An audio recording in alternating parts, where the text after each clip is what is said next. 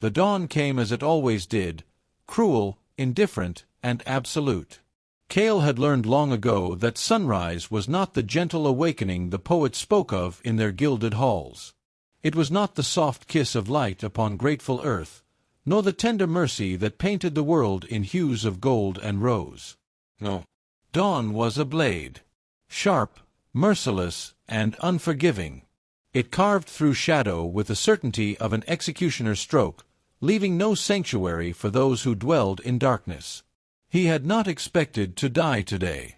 That thought seemed almost laughable now, as he lay sprawled across the scorched stone floor of a collapsing cave, his legs twisted beneath him at angles that made his stomach heave with nausea and his vision blur with tears he refused to shed.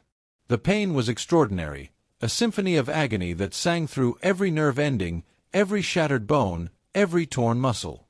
It was the kind of pain that redefined existence itself, that made every breath a negotiation with consciousness, every heartbeat a small victory against the encroaching darkness at the edges of his vision. But it was the girl who held his attention now. She lay mere inches from him, her body partially shielded by a fragment of collapsed stone that had once formed the cave's entrance. Her skin was pale, not the pallor of illness or fear, but something more profound. Luminescent. Like moonlight given flesh. Like pearl carved from the deepest ocean and brought to the surface world where it did not belong. Her hair cascaded around her in waves of midnight silk, tangled with dust and debris, yet somehow still maintaining an otherworldly elegance that seemed to mock their desperate circumstances. But it was her wings that truly captured the eye. Even in their current state, torn, bleeding, folded protectively around her torso, they were magnificent. Vast membranes of translucent flesh stretched between elegant bone structures that resembled the fingers of some ancient, delicate hand. They bore scars, these wings. Old wounds that had healed into patterns that looked almost deliberate, as if pain itself had become artistry across their surface. They trembled with each shallow breath she took, sending small clouds of dust spiraling into the harsh morning light that was steadily, inevitably, creeping toward them both. Cale had dragged her here. Through fire. Through falling stone.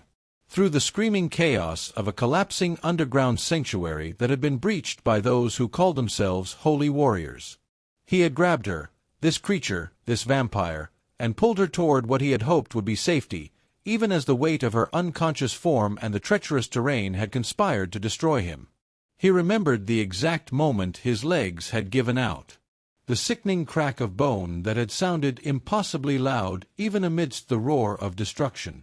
The way his body had simply stopped obeying him, as if someone had severed the strings that connected intention to action. He had fallen, still clutching her, and they had tumbled together into this cave, this tomb, perhaps, as the entrance had partially collapsed behind them. That had been hours ago. Or perhaps minutes. Time had become elastic, unreliable, measured only by the slow march of sunlight across the cave floor and the gradual fading of his own strength. The light was getting closer now. It crept across the ground like a living thing, golden and terrible, reaching for her with fingers of illumination that promised nothing but death. Cale had heard the stories, of course. Everyone had. Vampires and sunlight did not coexist. The day was poison to them, a slow burning that consumed flesh and bone alike until nothing remained but ash and the fading echo of what had once been. He should leave her. That was the rational thought that kept surfacing through the haze of pain. He should drag himself, crawl if necessary, deeper into the cave, away from the sunlight that threatened them both, away from this doomed creature whose very nature marked her as an enemy to all living things. His people and her kind had been at war for centuries. The blood debt between humans and vampires was written in volumes that stretched back through generations, each page stained with atrocity and counter-atrocity until the original grievance was lost in an ocean of mutual hatred. But he didn't move. Perhaps it was shock. Perhaps it was the knowledge that he likely wouldn't survive anyway, that his crushed legs and the blood he could feel pooling beneath him had already written his ending. Or perhaps, and this was the thought that troubled him most, it was something else entirely. Something about the way she had looked at him in that single moment before the collapse, when their eyes had met amidst the chaos, and he had seen not the monster he expected, but something achingly, terrifyingly human. Fear. She had been afraid. The sunlight crept closer. 6 feet away now. Then 5. Cale's hand moved almost of its own accord, reaching out to grasp a large piece of torn cloth, once part of some tapestry that had adorned the underground sanctuary's walls, now reduced to debris. His fingers closed around it, and with strength he didn't know he still possessed, he dragged it over her prone form, creating a barrier between her pale skin and the approaching light. It wasn't enough. He could already see the edges of the cloth beginning to smolder where the sunlight touched it. The fabric was too thin, too porous. The light would burn through it in minutes, perhaps less, and then there would be nothing between her and the dawn.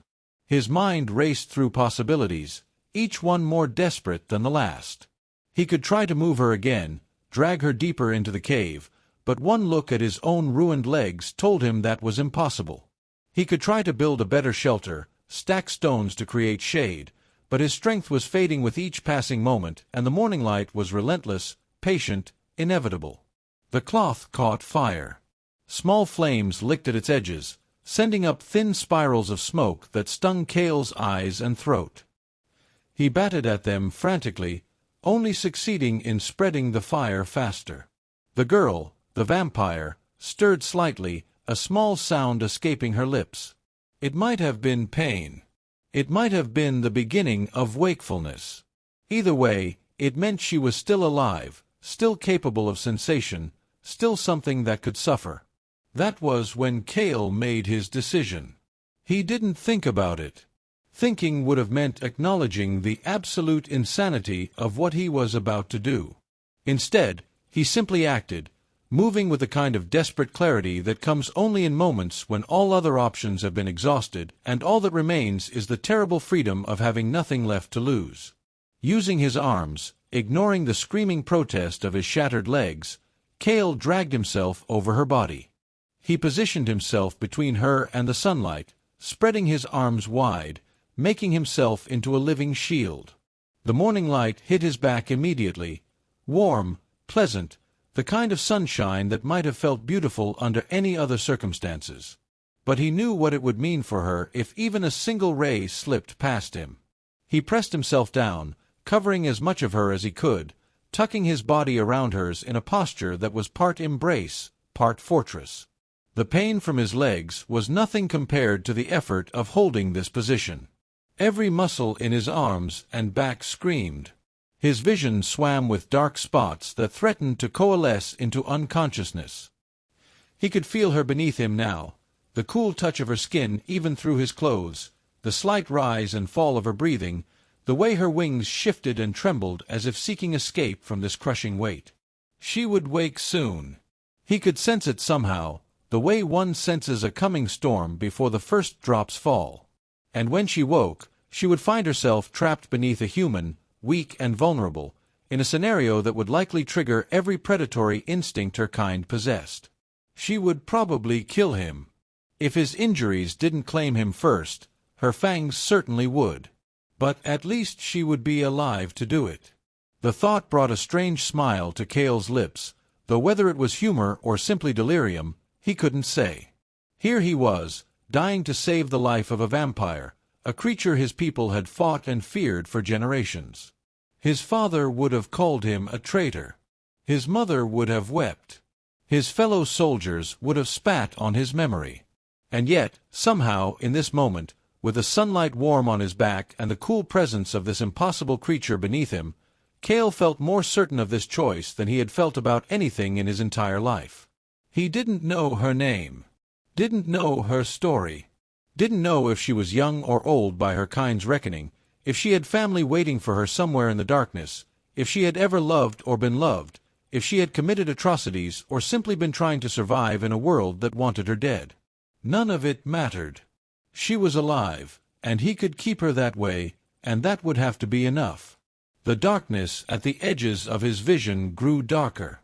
His breathing became labored, each inhalation requiring conscious effort. He could feel his grip on consciousness loosening, could feel himself beginning to slip away into that vast unknown that waited for all mortal things. But he held on. He held position. He held the line between her and the light that would destroy her. And as the morning grew brighter and the cave grew warmer, Cale found himself whispering words he didn't fully understand, words that might have been prayer or confession or simply the fevered rambling of a dying man. "Stay alive," he murmured, his voice barely audible even to himself. Just stay alive. He didn't know if she could hear him. Didn't know if some part of her unconscious mind registered his words or his sacrifice. But he said them anyway, again and again, a mantra against the encroaching darkness, a promise made to a creature who had no reason to trust him and every reason to kill him. And then, finally, mercifully, the darkness claimed him entirely, and Cale knew nothing more. The world returned to her in fragments. Consciousness was not a single moment of awakening but a gradual assembly of sensations, each one slightly wrong, slightly displaced, like a puzzle being put together by someone who had lost the reference image. There was pain, certainly, a dull, throbbing ache that seemed to originate from everywhere and nowhere simultaneously. But more than pain, there was confusion, disorientation, the sense that something fundamental about reality had shifted while she slept, leaving her stranded in a world that no longer followed the rules she understood. Wait. That was the first specific sensation she could identify. Something heavy pressed against her, warm and solid, radiating heat in a way that felt both comforting and deeply alarming. Her kind did not generate warmth like this. Her people were creatures of the cold spaces between stars, their bodies maintaining the temperature of the grave, the crypt, the eternal night. This heat was foreign, unsettling, living. Her eyes opened slowly, reluctantly, as if some part of her mind wanted to remain in the safety of unconsciousness rather than face whatever strange new reality awaited. The first thing she saw was stone, rough, gray, uneven. A cave ceiling, she realized, though not one she recognized. The light was wrong too. Filtered. Indirect. It came from somewhere to her left, though she couldn't turn her head far enough to see the source. Something prevented her movement, held her pinned. The weight shifted slightly, and with that movement came a sound. Breathing. Ragged, shallow, labored. Someone else's breathing. Memory crashed back into her with sudden, violent force. The sanctuary. The attack. Holy warriors pouring through passages that were supposed to be secret, waving blessed blades that burned at the touch, shouting prayers that felt like acid against her skin. The chaos of her people trying to flee, trying to fight, trying to survive an onslaught that had come without warning and without mercy. She had been trying to reach the deeper chambers, the ancient places where even blessed weapons lost their power, when something had struck her from behind. The world had gone white with pain, and then nothing. Until now. She tried to move and found herself restricted. Not bound, exactly, but trapped beneath whatever, whoever, was lying on top of her. Panic flared in her chest, hot and immediate, triggering instincts that were older than memory, older than thought. Her body responded before her mind could catch up, muscles tensing, preparing to throw off this threat with the supernatural strength that was her birthright. But something stopped her. Perhaps it was the complete vulnerability of the position. Whatever lay atop her was not restraining her with force or malice. The weight was passive, protective even, spread across her in a way that suggested shelter rather than imprisonment. Or perhaps it was the breathing, those harsh, painful gasps that spoke of injury and suffering, of someone clinging to consciousness by will alone. Or perhaps it was simply the heat. That impossible, wonderful, terrible warmth. She forced herself to be still, to think rather than react. Slowly, carefully, she turned her head as far as the restricting weight would allow, trying to see what held her. An arm came into view first, human, unmistakably so, with the olive-toned skin and lean muscle of someone accustomed to physical labor. The arm was positioned across her torso, one hand splayed protectively over her shoulder, fingers curled slightly inward as if maintaining a grip even in unconsciousness. A human. A human was lying on top of her, shielding her body with his own. The realization sent a cascade of conflicting emotions through her. Confusion dominated, followed closely by suspicion and a strange, uncomfortable gratitude that she immediately tried to suppress. Humans and vampires did not protect each other. They killed each other. They had been killing each other for so long that the original reasons for the war had been lost to time, preserved only in legends that had grown too tall to be entirely true. Yet here was this impossible reality, a human using his own body to keep her safe from something. But what? She shifted slightly, testing the limits of her movement, and felt the change in light immediately. There was sunlight nearby. She could sense it the way one senses a fire in an adjoining room, not by seeing it directly, but by feeling its heat, its presence, the threat it represented.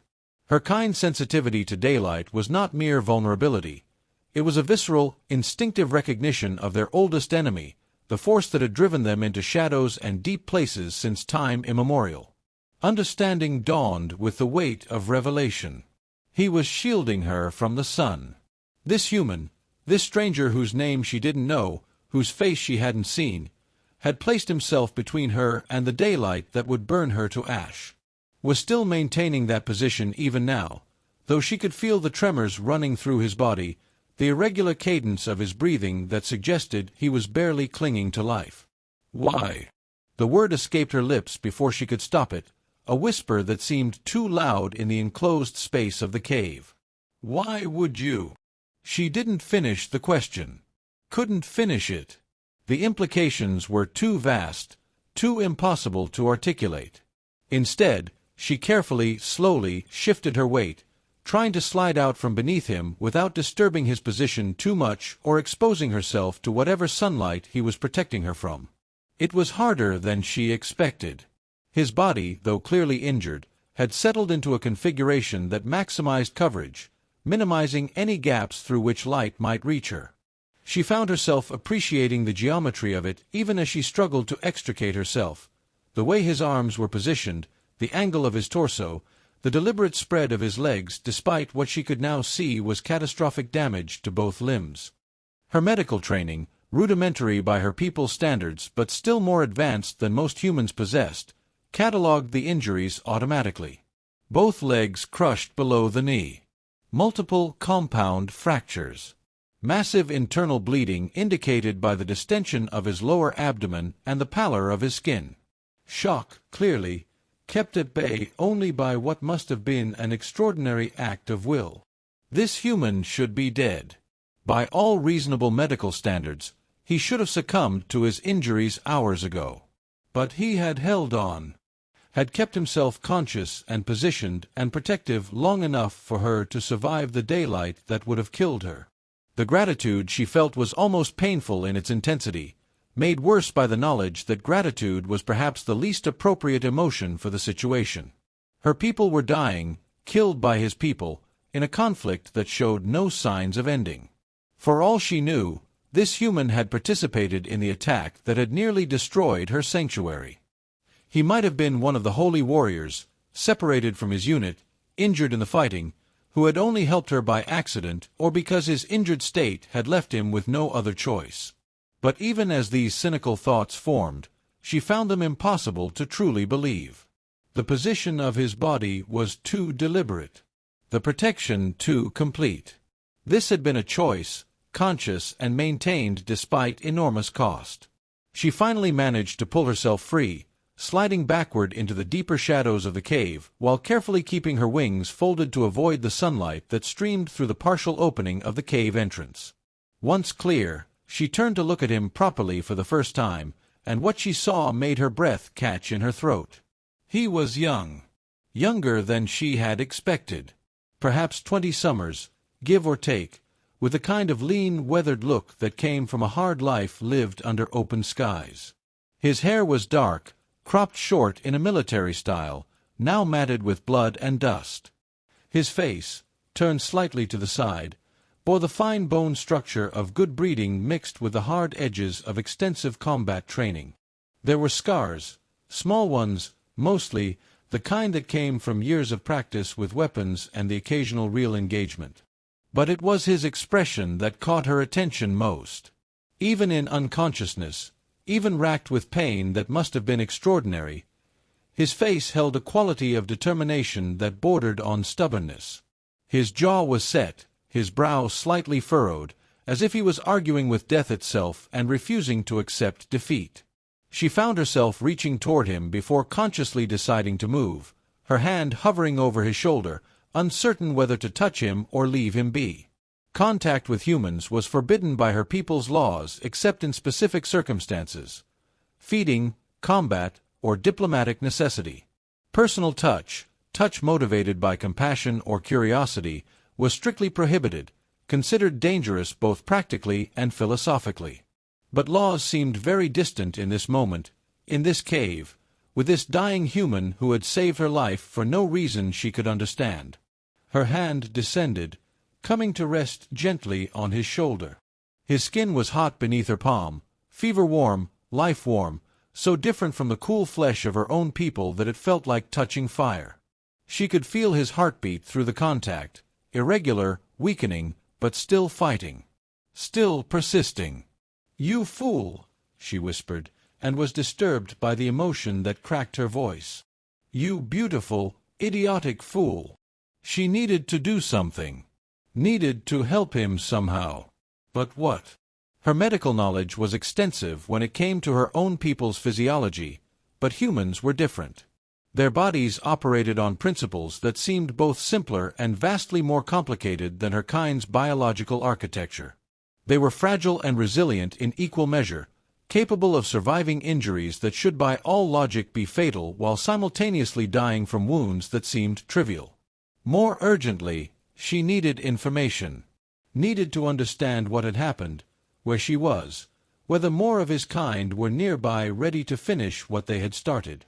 Needed to know if any of her people had survived, if there was still a sanctuary to return to, if the attack had been an isolated incident or the opening move in a larger campaign. But to get answers, she would need him conscious. And for him to be conscious, he would need medical care that she wasn't certain she could provide. Her gaze drifted to his neck, and immediately she forced her eyes away, shame coloring her thoughts. The hunger was always there, of course, a constant companion for her kind, as natural and necessary as breathing was for humans. But it had been growing worse over the past hours, exacerbated by her injuries and the energy she had expended in unconscious healing while she slept. The scent of his blood was almost overwhelming this close, rich and vital, and calling to instincts that she had been trained since childhood to control. Feeding on him would help, would restore her strength, accelerate her healing, give her the energy she needed to potentially save both their lives. Her saliva carried coagulant properties that could help stabilize his injuries if applied properly. There were even compounds in vampire saliva that could serve as powerful analgesics, dulling pain to the point where a human could remain functional despite catastrophic injury. But feeding without consent was one of the great crimes of her people. The act of taking blood was intimate, invasive, creating a biological connection between vampire and human that had implications both physiological and spiritual. To feed from an unconscious human, one who could not grant or deny permission, was considered little better than rape by her people's legal codes. Yet what choice did she have? To save him, to save them both, she would need her full strength. And to regain her strength, she would need to feed. The mathematics of survival were brutal and clear. She looked at him again, at his face, trying to find some answer in those unconscious features. Trying to divine what he would want, what he would choose if he could choose. Would he consent, knowing what she was? Would he understand that feeding was not murder, not violation, but a necessary exchange that could benefit them both? Or would he see her fangs descending toward his throat and die thinking he had been betrayed, that his sacrifice had been met with the very predation he had spent his life learning to fight? The internal debate raged for what felt like hours but was probably only minutes. And then, with a decision that felt both inevitable and completely insane, she made her choice. She wouldn't feed. Not yet. Not without his consent. Not without his eyes open and his mind clear enough to understand what was happening. If that meant she remained weak, if it meant they both died here in this cave because she couldn't muster the strength to save them, then so be it. Some principles were worth dying for. Some lines, once crossed, could never be uncrossed. Instead, she would do what she could with the strength she had. She examined the cave more carefully, taking in details she had missed in those first moments of confusion. The space was larger than she had initially thought, extending back into shadows deep enough to provide complete protection from the sunlight. The entrance, where he had positioned himself, was partially collapsed, creating a natural barrier that allowed only indirect light to filter through. It was this light he had been shielding her from, his body blocking even those diffuse rays that might have reached her. There was debris everywhere. Broken stone, torn fabric, scattered remnants of the sanctuary's contents thrown here by the force of whatever explosion or collapse had occurred. Among the rubble, she spotted what looked like a water skin, miraculously intact, and a few scattered supplies that might prove useful. More importantly, she saw a way to improve their situation. Several large pieces of cloth, tapestries, banners, she couldn't tell which, lay half buried in the debris. If she could retrieve them, position them properly, she could create a light barrier that would free him from his position while still protecting her from any stray sunlight. It wouldn't be perfect, but it would allow him to rest properly, to potentially receive better care. She moved quickly, fighting through the weakness that made her limbs feel leaden and her vision occasionally blur at the edges. Each piece of fabric she retrieved felt impossibly heavy, but she forced herself to continue, draping them over the gap where sunlight entered, securing them with rocks and broken wood until she had created a patchwork barrier that, while far from elegant, would serve its purpose. Only when she was satisfied that no sunlight could reach the area where he lay did she return to him, kneeling beside his still form. Now came the harder part, moving him without causing additional injury, getting him into a position where she could better assess and potentially treat his wounds. "I need you to wake up," she told him, keeping her voice low and calm despite the urgency she felt. "I know you're in pain. I know you're exhausted. But I need you conscious. Need you to tell me what hurts most, what can wait, what needs immediate attention." No response. His breathing remained shallow and irregular, his face pale beneath the grime and blood. She tried again, this time allowing her voice to take on some of the resonance that her kind used for compelling humans, not full compulsion, which would be both unethical and potentially dangerous in his current state, but just enough harmonic vibration to reach through the fog of pain and unconsciousness that held him. "Wake up, human.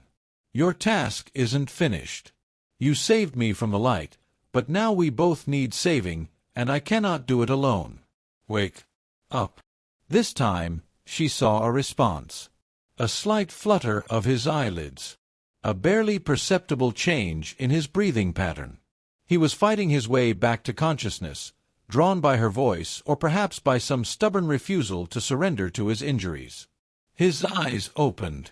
They were gray, she noticed. Not the pale gray of storm clouds, but something darker, deeper. The gray of stone worn smooth by centuries of running water. The gray of smoke from a fire that had burned so long it had forgotten what it was like to be wood. Those eyes focused on her slowly, with visible effort, and she watched awareness return to them in stages. First simple consciousness, the knowledge that he existed, that the world existed. Then confusion, the recognition that something was wrong, that he was hurt, that circumstances had changed in ways he didn't understand.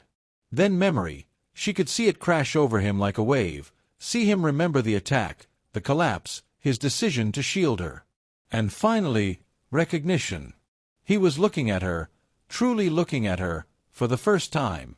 Taking in her pale skin, her dark hair, her wings that even folded were visible behind her shoulders. Understanding what she was. She waited for the fear, the revulsion, the hatred that humans were taught from childhood to feel toward her kind. Waited for him to recoil, to try to attack her despite his injuries, to curse her for the monster she was. It didn't come. Instead, after a long moment of mutual regard, the corner of his mouth twitched in what might have been attempting to be a smile. "You're alive," he said, his voice rough and barely above a whisper, but carrying something that might have been satisfaction. "Good. That's good." And then, before she could respond, before she could ask any of the 1,000 questions that crowded her mind, his eyes rolled back and he slipped away into unconsciousness once more. But she had seen enough, had heard enough. In those few seconds of wakefulness, she had glimpsed something that changed everything, that made this situation even more impossible and complicated than it had already been. He had looked at her, really looked at her, seeing her for what she was, and he had been glad. Glad that she lived. Glad that his sacrifice had mattered. This human didn't just tolerate her existence. He valued it. And that, she realized with a sense of growing dread and wonder, was going to make everything infinitely more difficult. She had never given much thought to what a vigil meant. The word existed in her language, of course, a period of watching, of waiting, of maintaining awareness through hours that would otherwise pass unnoticed. But the reality of it, the lived experience of sitting beside someone hovering at the threshold between life and death, was something no amount of linguistic knowledge could have prepared her for. Hours passed. Or perhaps days. Time lost its usual structure in the cave's artificial twilight, measured only by the slow cycle of his breathing and the gradual shift of filtered light across stone. She had reinforced her barrier multiple times, adding layers of fabric and using mud from a small seep at the cave's rear to seal gaps. The result was a shelter within a shelter, a small sanctum of shadow where she could move freely without fear of the deadly sunlight that still blazed somewhere beyond her cloth walls. He drifted in and out of consciousness, never fully waking but occasionally rising close enough to the surface to mumble words she couldn't quite make out. Names, perhaps. Places. Fragments of memory or fever dreams that meant something to him but remained opaque to her. Each time he stirred, she moved closer, ready to provide what comfort or assistance she could. Each time he settled back into deeper unconsciousness, she returned to her position just beyond arm's reach, maintaining a respectful distance that felt both appropriate and frustratingly inadequate. She had done what she could for his injuries. Her people's understanding of human physiology was better than most humans realized. Centuries of interaction, both violent and otherwise, had given vampires an extensive, if somewhat clinical knowledge of how human bodies worked. She had cleaned his wounds using water from the miraculously intact skin she'd found, had straightened his legs as much as she dared, had even torn strips from one of the tapestries to create splints and bandages. But none of it was enough. The internal bleeding continued. The shock that had kept him functional during his act of protection was now working against him, shutting down non-essential systems, rerouting resources to keep his vital organs functioning. He needed real medical care, human medical care, provided by someone who understood the nuances of human healing in ways she simply didn't. He needed blood. His kind couldn't regenerate it the way hers could. Lost blood meant lost life, and he had lost so much. The irony wasn't lost on her. She was a creature who consumed blood to survive, yet she couldn't give any of hers to save him. Vampire blood was poison to humans, one of the few absolute facts about their biological incompatibility. Even a few drops introduced into a human system would cause catastrophic immune response, killing them in hours in the most agonizing way imaginable. She could take his blood and be strengthened. She could not give hers and offer strength in return. The exchange was and would always be one-directional, a biological metaphor for the power imbalance between their species that had defined centuries of conflict. The hunger was becoming difficult to ignore. She had been injured, had healed while unconscious, and healing required energy that her body wanted to replenish through feeding. The scent of his blood was everywhere, on her clothes where she had brushed against his wounds, on the bandages she had applied, in the air of the cave itself. It called to instincts that didn't care about ethics or consent or the strange protective impulse she felt toward this human. She found herself watching his throat more often than she should. watching the slow pulse of his jugular beneath skin that looked paper-thin in his weakened state. Imagining how easy it would be to lean in, to let her fangs extend, to solve both their problems with one simple biological exchange that nature had designed her kind to perform. But she wouldn't.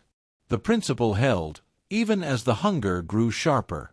She needed distraction. Needed to think about something other than the steady beat of his heart and the scent of his blood and the increasingly insistent voice in the back of her mind that whispered about survival and necessity and the foolishness of allowing both of them to die for the sake of primitive morality. So she explored the cave. It was larger than she had initially realized, extending back into a series of connected chambers that spoke of ancient volcanic activity or perhaps deliberate excavation at some point in the distant past. The deeper chambers were utterly dark, the kind of absolute darkness that humans feared but her kind found comforting. She could see perfectly well, of course. Vampire eyes functioned across a broader spectrum than human vision, making darkness simply another state of light, another environment to navigate. She found signs of previous habitation. Old fire pits, long cold. Scratches on the walls that might have been tally marks or primitive writing. A few ancient bones that might have been animal or might have been something else. Whatever human or pre-human group had used this cave, they had done so long ago, leaving behind only the faintest archaeological signature of their existence. There was also, to her immense relief, a water source. The seep she had noticed earlier originated from a crack in the chamber wall, feeding a small pool that had carved itself into the stone over what must have been centuries. The water was cold and clean, tasting of minerals and deep earth. She drank deeply, feeling some of her strength return, then filled the water skin to bring back to him. When she returned to where he lay, she found him stirring again. This time there was more purpose to his movements, as if he was actively trying to wake rather than simply being pulled briefly toward consciousness by pain or physiological need. She moved to his side, kneeling in the position she had occupied for hours now. "Easy," she said softly. "Don't try to move too quickly. Your injuries are extensive." His eyes opened, and she saw they were clearer now than before. Still clouded with pain, but focused, present. He looked at her for a long moment, and she found herself unable to look away, caught in that gray gaze that seemed to be cataloguing her features with the same intensity she had brought to studying him. "You're real," he finally said, his voice rough but stronger than it had been during his previous brief awakening. "Not a dream. Not a fever vision. Actually real." "I'm real," she confirmed. "As are you. Though I suspect you're questioning that as much as I am questioning this entire situation." Something that might have been a laugh escaped him, though it turned into a wince of pain halfway through. "This situation. That's one way to describe it." He paused, clearly gathering strength for speech. "Where are we?" "A cave system, approximately 300 yards from where the sanctuary entrance used to be. You dragged me here during the collapse. The entrance is partially blocked, which is the only reason sunlight hasn't reached deep enough to—" she trailed off, unsure how to complete that sentence. "To kill you," he finished for her. "You can say it. I know what sunlight does to your kind." He shifted slightly, trying to get a better view of her, and immediately gasped as the movement apparently triggered fresh waves of pain from his legs. "How bad is it? The damage? I can feel that something's wrong, but everything's sort of distant. Shock, I think." She hesitated, unsure how much truth he could handle in his current state. But he had earned honesty through his sacrifice, had earned the dignity of knowing exactly what his choice had cost him. "Both legs are crushed below the knee. Multiple compound fractures, severed tendons, extensive muscle damage. I've stabilized them as best I can, but without proper medical intervention, human medical intervention, they will not heal correctly. You're also bleeding internally, though I can't determine the exact source or severity without equipment I don't possess." She paused, then added more gently, "Even with the best care, you may not walk again." Without any care at all, you will likely die within the next day or two. She had expected fear, horror, the kind of existential breakdown that humans were supposed to experience when confronted with the reality of their own mortality and permanent disability. Instead, he simply nodded, as if she had confirmed something he already knew. That's about what I figured. The pain has a certain quality to it. Final. Like my body's already given up, even if my mind hasn't. Why? The question burst from her before she could stop it, raw and urgent. Why did you do it? Why save me? Your people and mine have been enemies for centuries. You should have left me to burn. Should have saved yourself, or at least died trying to escape. Instead you— She gestured helplessly at his ruined legs, at the blood-soaked bandages, at the entire impossible situation they found themselves in. He was quiet for a long moment, his gaze distant, as if looking at something beyond the cave walls. When he finally spoke, his voice carried a quality of carefully considered truth. In the moment, I didn't think about politics or history or species differences. I just saw someone in danger. Someone who would die if I didn't act. And he paused, clearly struggling to articulate something complex. I've spent my entire life being trained to fight. To see enemies everywhere. To divide the world into us and them, threats and allies. And maybe that's useful. Maybe that's even necessary in a world as dangerous as ours. He turned his head to look directly at her. But in that moment, when I saw you, all I could think was that you were afraid. Really, genuinely afraid. And fear is the most human thing there is. It's the emotion that proves we're alive, that we value our existence, that we don't want to end. And if you could feel that kind of fear, then you weren't just a monster. You were a person. And I couldn't let a person burn. The silence that followed his words was profound. She found herself unable to respond, unable to formulate any reply that would adequately address what he had just said. No human had ever spoken to her like this. Had ever acknowledged her personhood so directly, so completely. I'm Kale, he added after the silence had stretched. Since we're apparently going to die together in this cave, you should probably know my name. Seraphine, she heard herself say, offering her name in return before she could think about whether that was wise. Names had power in her culture, and giving one's true name to another was a gesture of trust that bordered on intimacy. And we're not going to die here. Neither of us. Bold words from someone who looks like she hasn't fed in days and is trapped in a cave with a dying human. His tone was light, almost teasing, but there was an edge to it. A challenge. She stiffened, suddenly aware of how obvious her hunger must be. Vampire metabolisms ran hot when depleted, making their skin even paler than usual, bringing a certain hollowness to their features. She probably looked like a walking corpse, animated by will alone. I don't feed without consent, she said firmly. That's not a negotiation or a polite social nicety. It's one of my people's fundamental laws. The act of feeding creates a biological and spiritual connection between vampire and human. To take blood without permission is— She struggled for a human equivalent. It would be like your people's concept of violation, of abuse. Some things are not acceptable regardless of necessity. Kale's expression was unreadable. And if I gave consent, if I told you to feed, to take what you need to be strong enough to save both of us, then I would refuse anyway, she said, surprising herself with the vehemence of her response. You're not in a position to give informed consent. You're injured, in shock, likely suffering from delirium due to blood loss and pain. Any agreement you made now would be meaningless because you're not operating from a place of true autonomous choice. You've thought about this a lot. It wasn't a question. I've thought about little else since I woke up and realized what you'd done for me. She looked away, unable to maintain eye contact. You saved my life at tremendous cost to yourself. The least I can do is not compound that cost by violating your autonomy while you're helpless to resist. Even if it means we both die. Even then. Another long silence.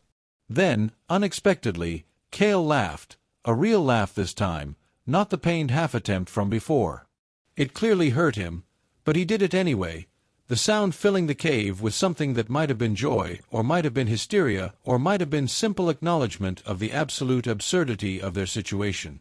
"We're idiots," he said when the laughter subsided into painful breathing. "Both of us. Complete idiots. I'm dying to save a vampire, and you're refusing to save yourself because of ethics. We deserve each other." Despite herself, despite everything, Seraphine found herself smiling. "I suppose we do." "Tell me about yourself," Cale said after a moment. "If we're going to be stuck here together, I want to know more than just your name. Where do you come from? What do you do when you're not being saved from sunlight by suicidal humans?" The question caught her off guard. When was the last time anyone had asked about her life? About her as an individual rather than as a representative of her species or a potential threat to be eliminated. "I'm a scholar," she found herself saying. "Or I was, before the war made such pursuits seem frivolous. I studied the old languages, the texts from before the breaking, before our peoples became enemies. I wanted to understand what happened, why we started killing each other, whether there was ever a time when humans and vampires coexisted peacefully." "And," Cale prompted, "what did you find?" "Fragments. Suggestions. Hints that the war wasn't always inevitable, that there were periods of cooperation and mutual benefit. But the records are incomplete, often deliberately destroyed by one side or the other. The truth has been buried under centuries of propaganda and counter-propaganda." She paused, then added, "I was in the sanctuary researching a particular manuscript when your people attacked. It was supposed to be one of the oldest documents in existence, potentially dating from before the breaking. I never got the chance to examine it." "I'm sorry," Cale said, and sounded like he meant it. "For what my people did. For the attack. I wasn't part of it. I'm not a holy warrior, just a scout who was in the wrong place at the wrong time. But still, I'm sorry. You have nothing to apologize for. You've done more to help me than any of your kind has in my entire life." She looked at him curiously. "If you weren't part of the attack, how did you end up in the sanctuary?"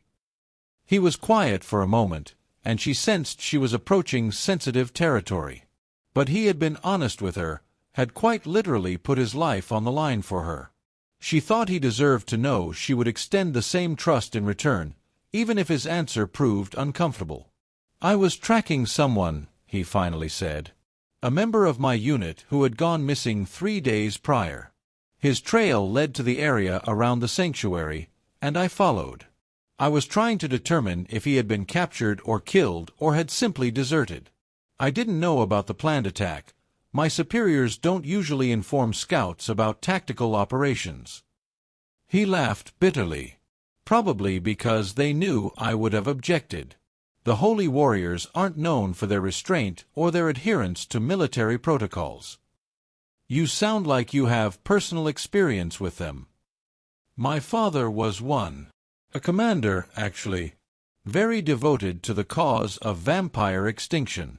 Very certain that your kind were demons wearing flesh, incapable of reason or mercy or anything resembling humanity." His voice had gone flat, emotionless. "He died 5 years ago in a raid that went wrong.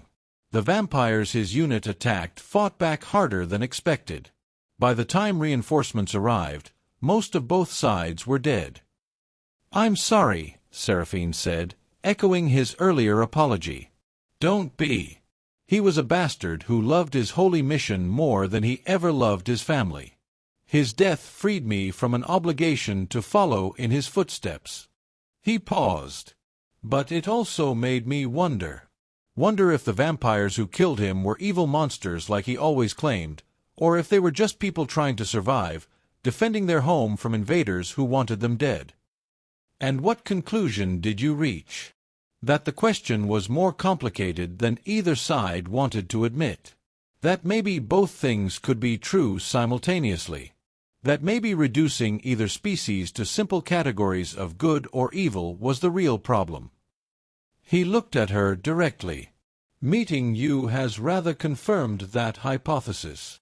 They fell into a more comfortable silence after that, though Seraphine's mind churned with implications.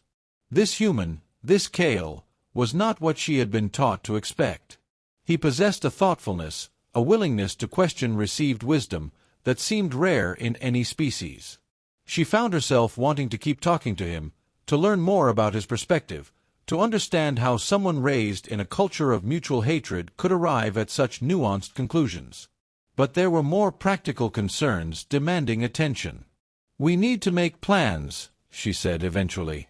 "Figure out how to get out of this situation. I've secured the cave against sunlight for now, but my barriers won't last forever. Eventually the cloth will deteriorate, or animals will disturb it, or weather conditions will change. We need to move before that happens." "I can't move," Cale said flatly. "Not with these legs. Even if you could somehow carry me, which I doubt given your weakened state, any jostling would likely kill me through shock or by triggering fatal internal bleeding. Then we wait for night, and I go for help." "Help from whom?" "Your people were attacked. If any survived, they're either dead, captured, or scattered. They're not going to risk sending a search party for one scholar who might already be ash." "And my people," he trailed off, the implication clear. His people would be even less likely to help rescue a vampire. "So what do you suggest?" She tried to keep the frustration from her voice. "That we simply accept death. Wait here until your injuries claim you, and then I either starve or face the sun." "I suggest," Cale said carefully, "that you stop being so damned noble and accept the help I'm trying to offer. Feed from me. Take enough to restore your strength. Then you'll be capable of making decisions from a position of actual capability rather than theoretical ethics." "We've been through this." "No, you've been through this. You've decided unilaterally that I'm not capable of making autonomous choices because I'm injured. But Seraphine, I'm completely lucid right now. In pain, yes. Aware that I'm probably dying, yes. But I understand exactly what I'm offering and why. This isn't delirium. This is a conscious choice made by someone who would rather die having saved one life than die having accomplished nothing." She wanted to refuse.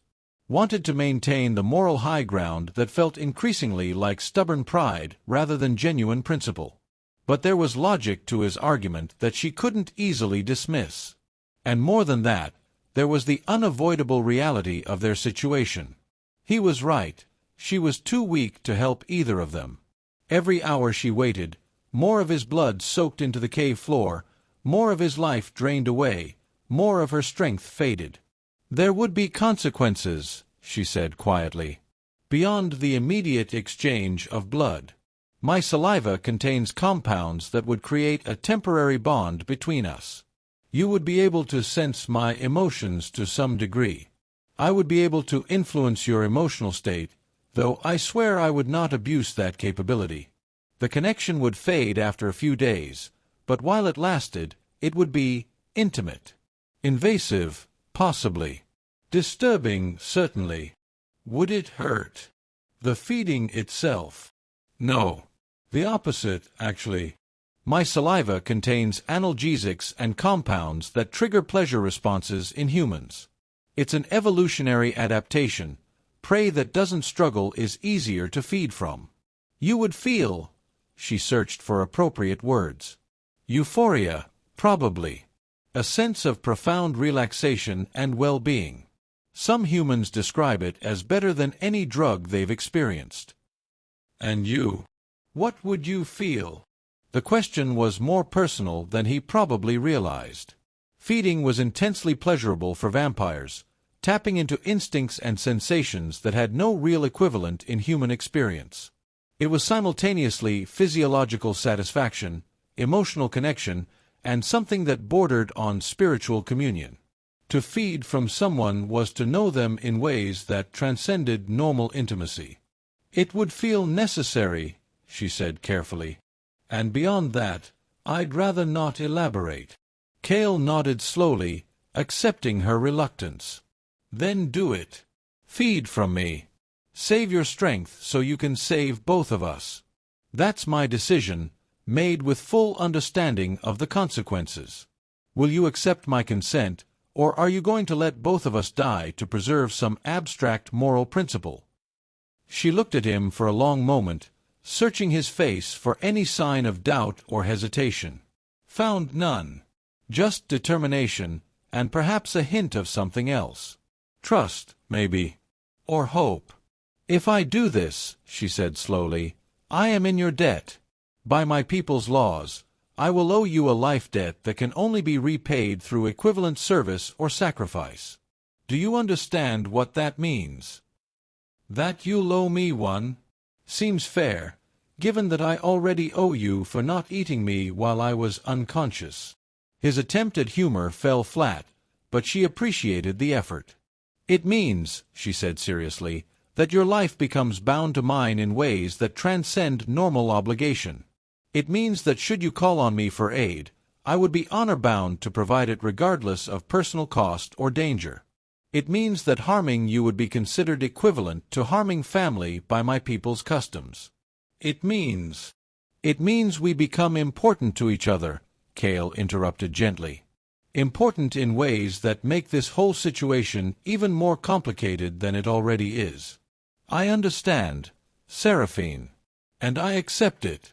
All of it." She found she had no more arguments, no more rational objections to offer against the simple, devastating logic of survival and mutual necessity. He was offering her life. She was offering him a chance, however slim, of continued existence. The exchange might be unequal, might be complicated, might create bonds and obligations that neither of them fully understood yet. But it was honest, and it was offered freely, and sometimes that had to be enough. "Very well," she said, allowing her voice to take on the formal cadence used for serious oaths. "I accept your consent and your blood gift. I swear by my name and my line that I will use the strength I gain to ensure your survival to the best of my abilities. I swear that I will not abuse the connection created by this feeding. And I swear that your life debt to me will be honored and repaid according to our oldest laws." "That's a lot of swearing for what's essentially dinner," Cale observed, but his voice was gentle, acknowledging the solemnity of the moment. "We take such things seriously," Seraphine replied. "Blood is sacred to my people. The act of feeding is not casual, not simple consumption. It is," she struggled for words, "it is the acknowledgement that life sustains life, that we are all connected through the fundamental currency of existence itself." She moved closer, positioning herself beside him.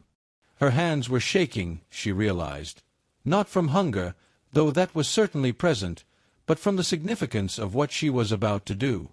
She had fed before, of course. One did not reach her age without having participated in the biological necessity of her species. But those had been formal feedings, carefully regulated, often from willing human donors who offered their blood in exchange for various benefits that vampire patronage could provide. This was different. This was personal. This was feeding from someone who mattered, whose life mattered, whose survival was bound up with her own in ways that made the act feel less like sustenance and more like communion. "It will be easier if you turn your head to the side," she instructed quietly. "Expose your neck fully, and try to relax. Tension makes the process more difficult for both of us." Cale complied, shifting his head to give her clear access to the major vessels in his neck. She could see his pulse there, just beneath the skin, steady and strong despite his injuries. Could smell the richness of his blood, the complex chemistry that made each human's essence unique and identifiable. She leaned closer, close enough that her breath would ghost across his skin.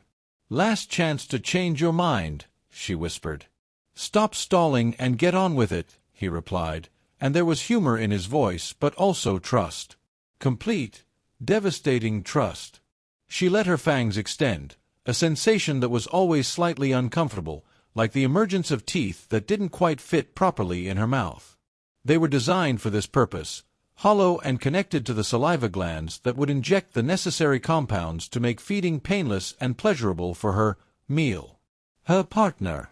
The word felt more appropriate given the circumstances. Her lips brushed his skin, feeling the heat of him, the life of him. She paused for one more heartbeat, giving him one final opportunity to resist or reject what was about to happen. He didn't move, didn't flinch, just waited, trusting her completely. She bit down. The piercing of skin was quick, practiced, designed to minimize trauma. Her fangs slid through flesh and into the vessel beneath with surgical precision. She felt his body tense for a moment, instinctive reaction to injury, and then relax as her saliva began to work, flooding his system with compounds that would transform pain into pleasure, fear into euphoria. And then the blood came, and with it, everything changed. The taste was extraordinary. Each human's blood carried its own unique signature, flavored by diet and genetics and 1,000 subtle factors that made them individually identifiable. But this, Cale's blood, was something beyond her experience. There was strength in it, certainly, the vitality of someone who had lived hard and survived. But there was also something else. A quality she couldn't quite name. Courage, perhaps. Stubbornness. The essential character of someone who looked at impossible situations and refused to accept defeat. She drank slowly, carefully, taking only what she needed while being mindful of his weakened state. Too much would kill him.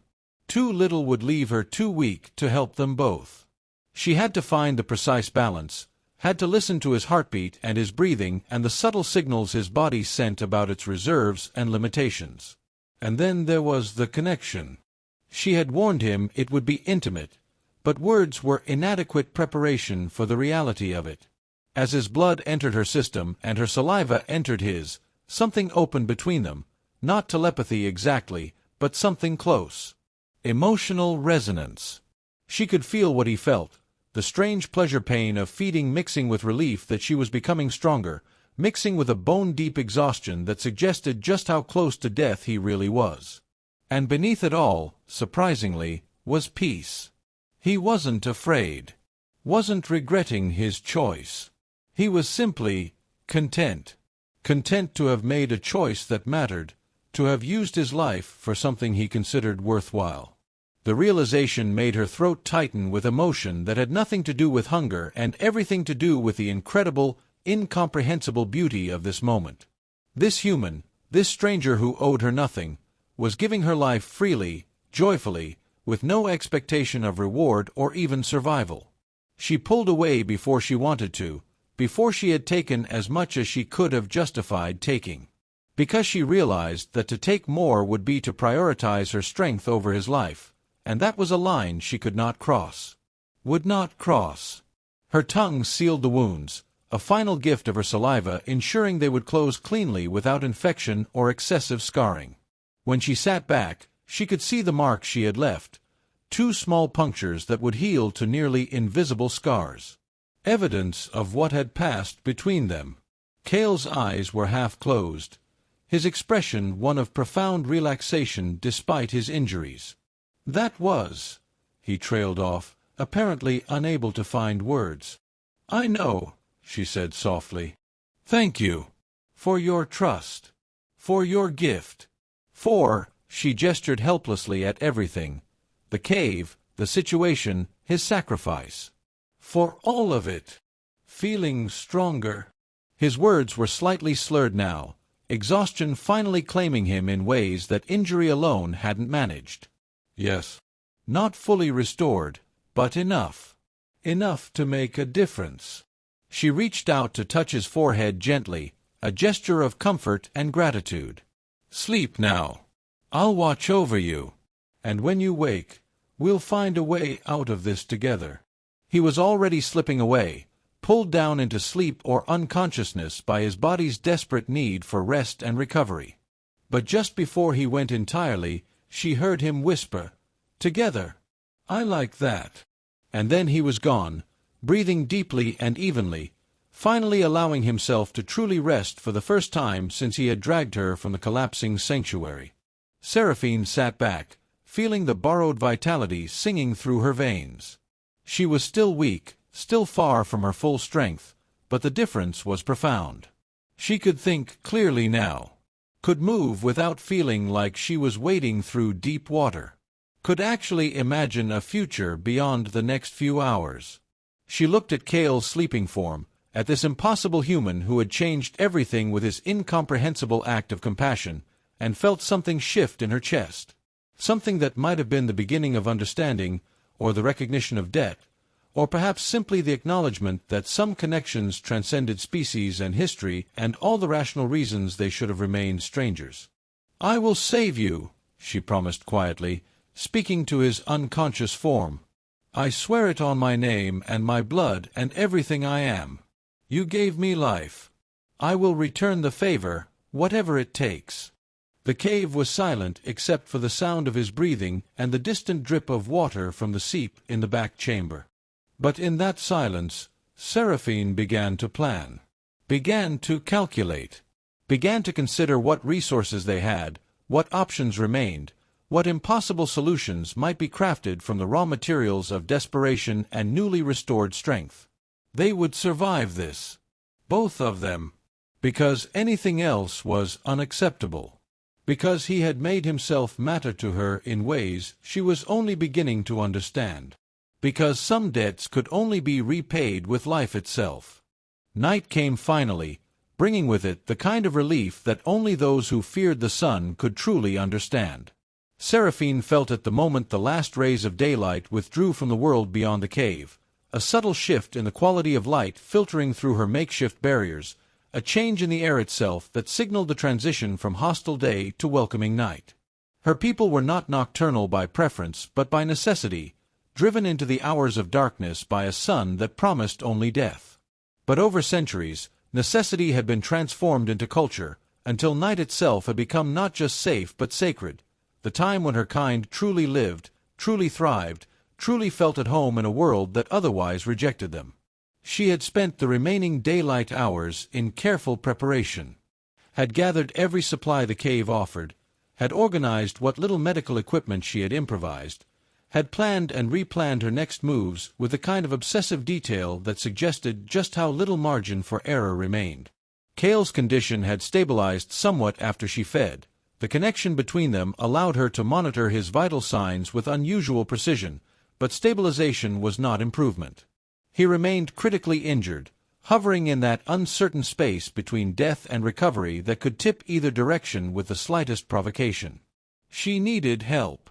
Real help, from people who understood human medicine and possessed the tools and knowledge to actually address his injuries.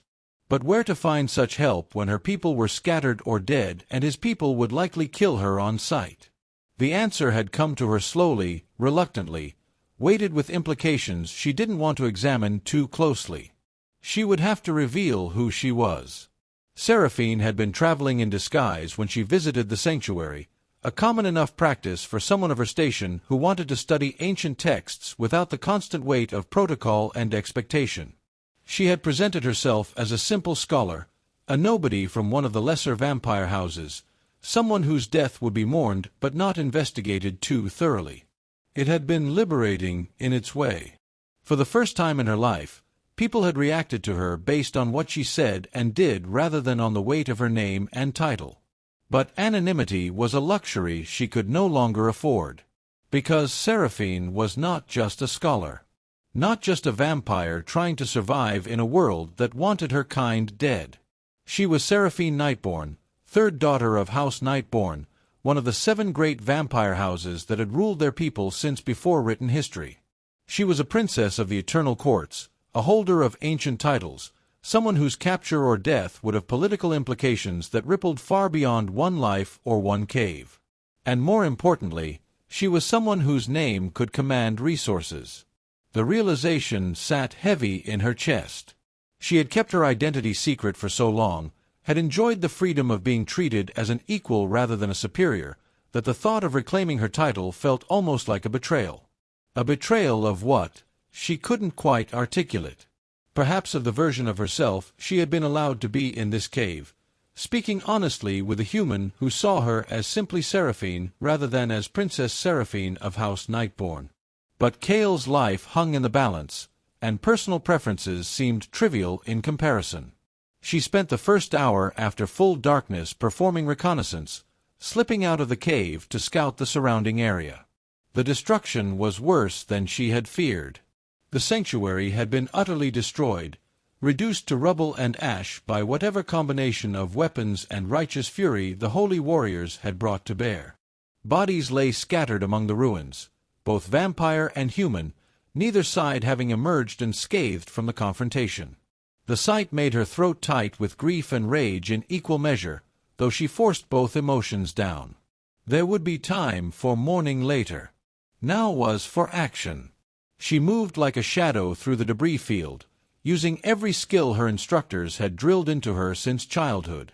Vampires were ambush predators by nature, designed for stealth and sudden violence, and while Seraphine had never been particularly interested in the combat applications of her abilities, she remembered the lessons well enough to apply them now. Silent footsteps, minimal disturbance of the environment, constant awareness of sight lines and potential threats.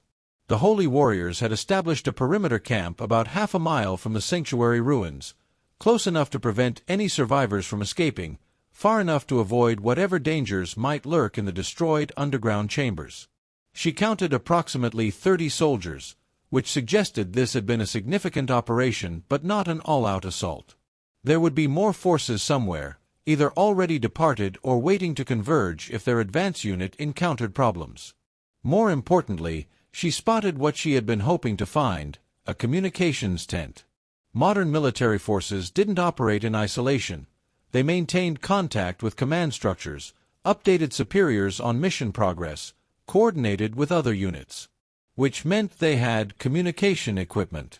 Which meant she could potentially send a message. Getting to that tent without being detected would be nearly impossible under normal circumstances.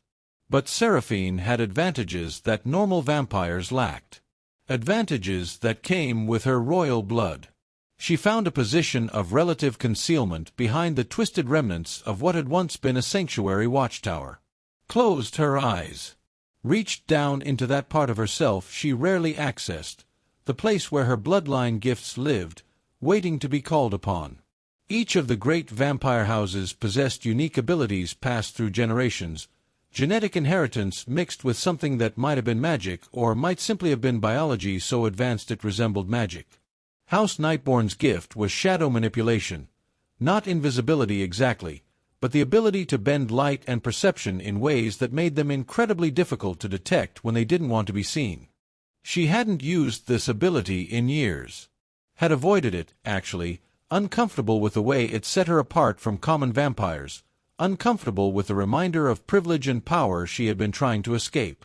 But she used it now, feeling the familiar sensation of reality bending around her as she became something less than visible and more than invisible.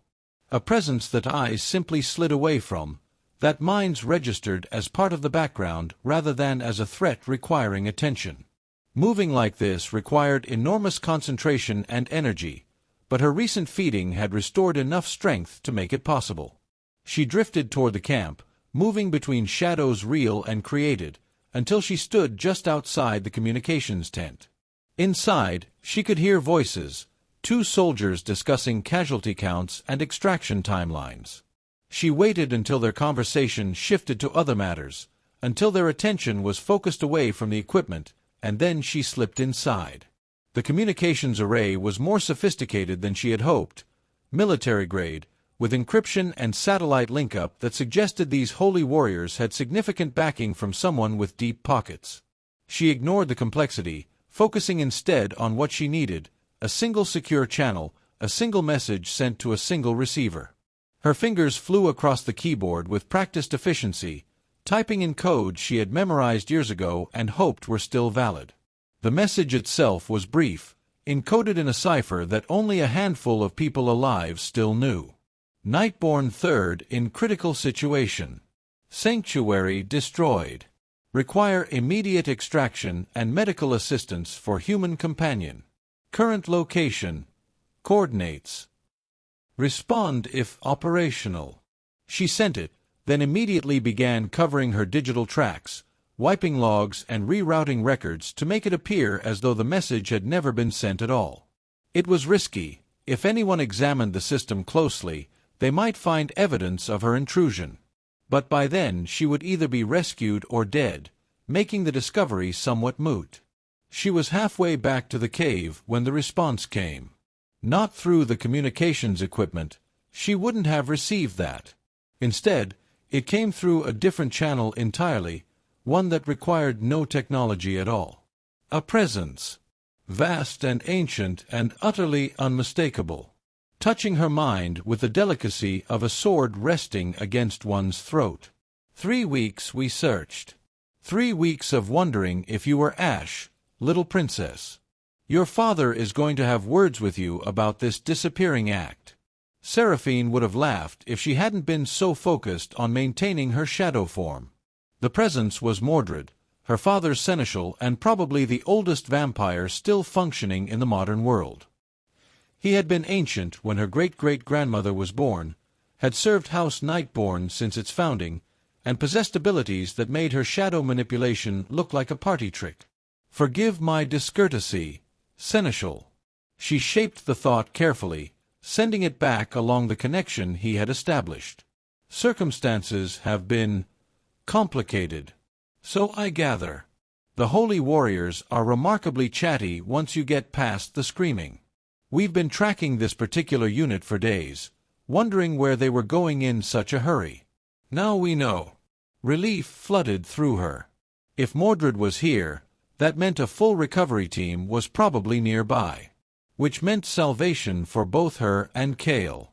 I'm not alone, seneschal. I have a human with me. Critically injured. He saved my life at tremendous cost to himself. I've sworn him protection and incurred a life debt that must be honored. The presence in her mind went very still, and Seraphine felt a flicker of apprehension. Mordred was utterly loyal to her father and to House Nightborn, but he was also a pragmatist who had survived millennia by making hard choices. A human traveling with a vampire princess, protected by life debt.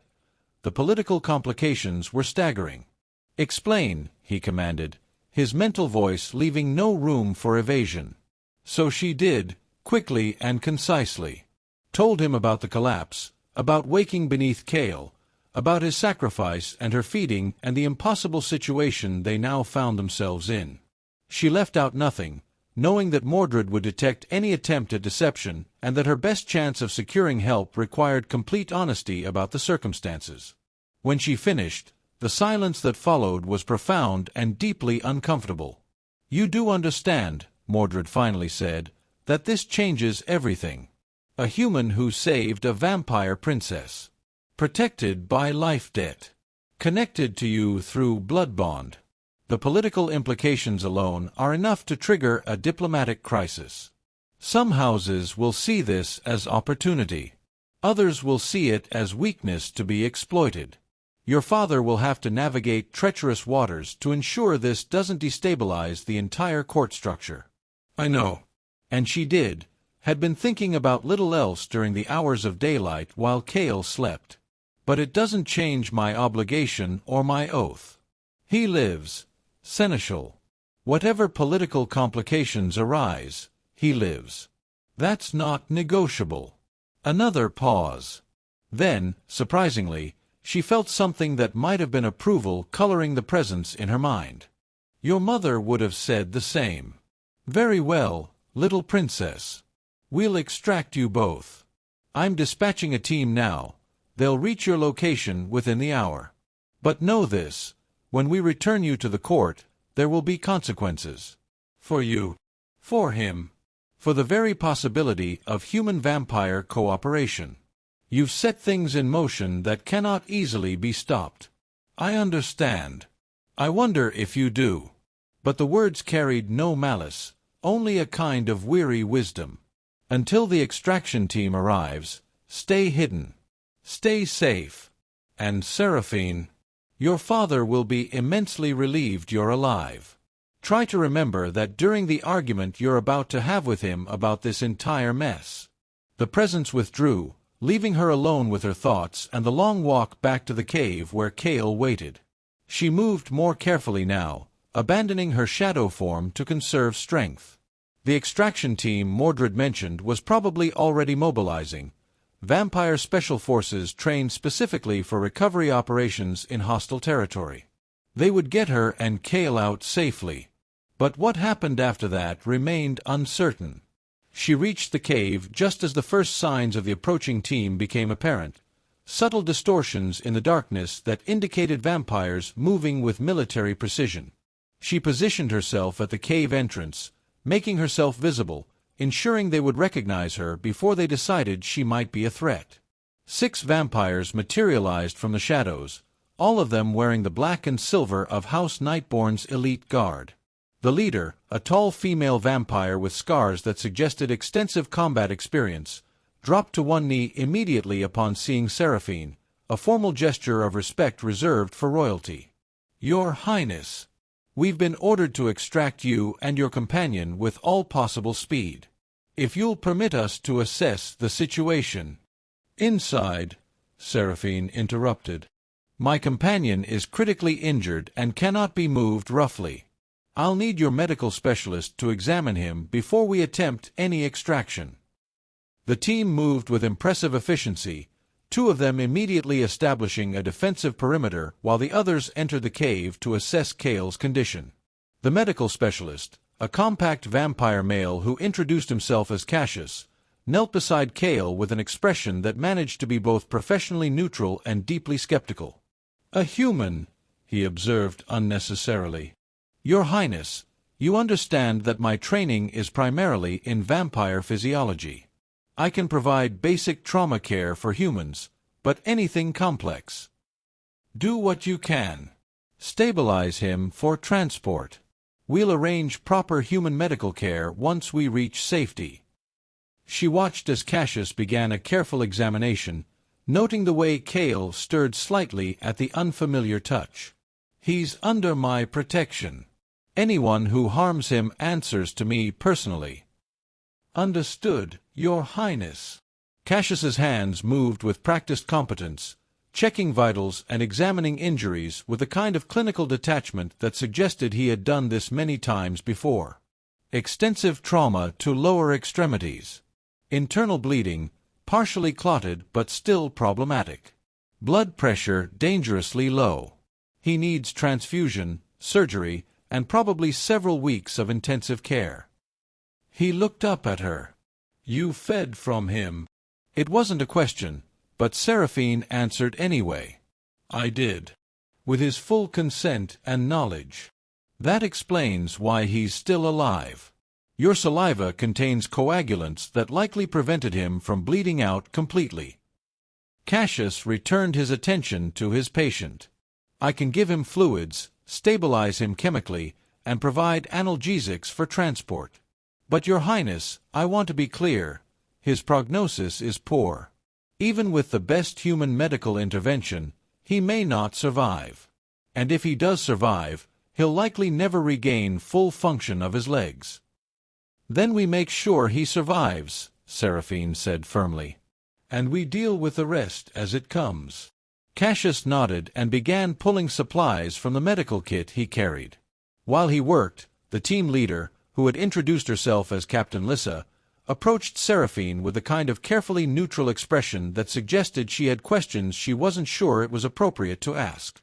Your Highness, with respect, the seneschal indicated this human is under life debt protection. Can you confirm that's accurate? It is. He saved my life at tremendous personal cost. I fed from him with his consent. We are bound by blood bond and life debt according to our oldest laws. Lissa's expression didn't change, but Seraphine saw the slight widening of her eyes that indicated surprise. "That's unusual, Your Highness. To my knowledge, no royal has claimed life debt with a human in at least 3 centuries. The political implications are my concern, not yours, Captain." Seraphine kept her voice level but firm. "Your orders are to extract us both safely. Everything else is above your authority level." "Of course, Your Highness. My apologies." Lissa stepped back, properly chastened. Seraphine felt a pang of guilt at the sharp tone. Lissa was only doing her job, and her concerns were valid. But she couldn't afford to show weakness or uncertainty, not now. The rescue team needed to see her as decisive, as in control, as someone whose orders would be followed without question. Royal authority was a performance as much as a reality, and she was badly out of practice. It took Cassius about 20 minutes to prepare Cale for transport. During that time, Cale drifted partially awake several times, his eyes finding Seraphine's face with gratifying consistency despite his obvious disorientation. She stayed close, offering what reassurance she could through the blood bond that connected them. Calm, safety, protection. Simple emotional messages that required no words. When Cassius finally declared him ready to move, 2 of the larger team members carefully lifted Cale onto an improvised stretcher, a lightweight composite material that apparently folded down small enough to fit in a tactical pack. Cale made a small sound of pain as they positioned him, and Seraphine was at his side immediately, her hand finding his and squeezing gently. "We're leaving," she told him quietly. "Going somewhere you can receive proper medical care. Try not to move.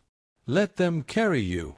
His eyes focused on her with obvious effort. "Seraphine." His voice was barely a whisper. "What's happening? Where?"